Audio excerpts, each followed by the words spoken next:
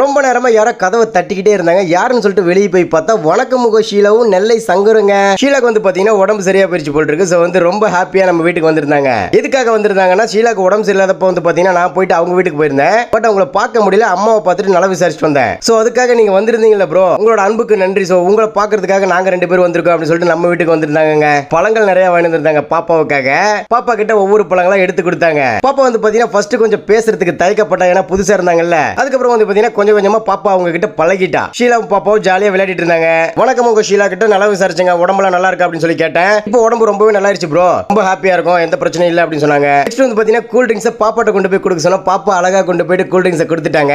போன டைம் வந்து பாத்தீங்கன்னா நெல்லை சங்கர் மட்டும் நம்ம வீட்டுக்கு வந்திருந்தாரு, நீங்க பாத்திருப்பீங்க. இந்த டைம் 2 பேருமே வந்திருந்தாங்க. ஓகே கிளம்புறோம் அப்படின்னு சொன்னாங்க. எங்க கிளம்புறீங்க, சாப்பிட்டு தான் போகணும் அப்படிங்கிறதுக்காக அவங்களுக்காக சிக்கன் பிரியாணி ரெடி பண்ணிட்டு இருக்கோம். நாங்க ஃபேமிலியா இருந்து என்னென்னலாம் பண்றோம் அப்படிங்கறத அடுத்த வீடியோல அப்டேட் பண்றோம். Okay guys, by.